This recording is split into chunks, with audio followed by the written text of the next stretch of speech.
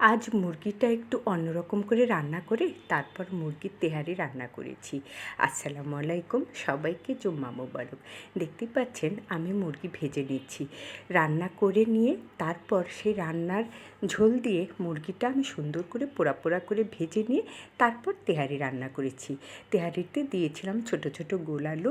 এটা আর আমি ভিডিও করিনি, দেখতেই পাচ্ছেন কি সুন্দর আলহামদুলিল্লাহ হয়েছে। এরপর নিয়ে নিলাম সুন্দর একটি প্লেট, তারপর প্লেটে নিচ্ছি সেই মুরগির তেহারি।